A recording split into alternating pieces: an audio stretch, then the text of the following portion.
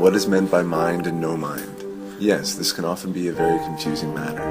It is helpful to think of your mind as a projector that keeps continuously projecting the movie of your daily experiences onto your thoughts. Thus, it is not reality that your mind is projecting, it is instead a version of it that has been influenced by society and all of the conditioning of daily life. In other words, your mind tends to let you see only what it wants you to see. To put this another way, the mind is a filter.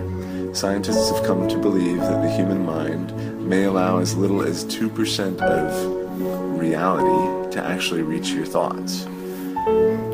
All that you sense, experience, or see is blocked from reaching you because the mind is shaping and reshaping according to conditioning.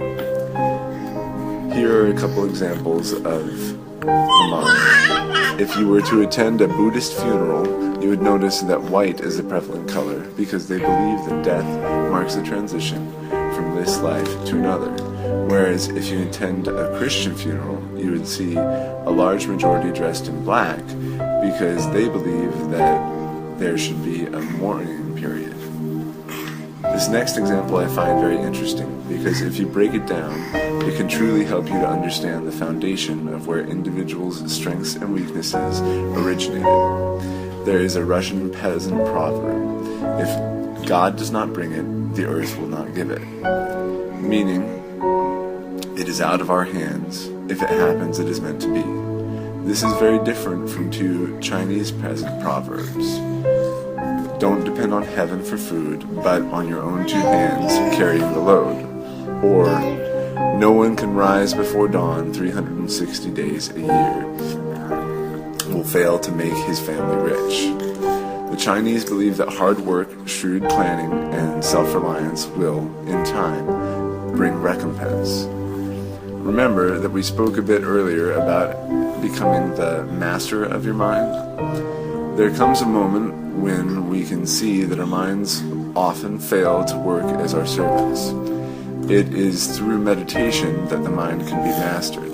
This is only possible, however, when we achieve a no-mind state. When you set aside your mind, you begin to witness. This, as we have mentioned, is when you can watch thoughts arrive and witness them without judgment or resistance. They come like clouds moving across the sky, and just as clouds will do, they move away and disappear. No mind means you can watch everything. You watch yourself eat, bathe, speak, touch, because you have recognized that you are the master and the mind is the servant. Is this easy? No, it is immensely challenging. But if you begin by loving yourself, you are off to a great start. Why is that so important? As stated before, society has conditioned the mind to have certain ways of thinking, and the mind has a strong hold over us.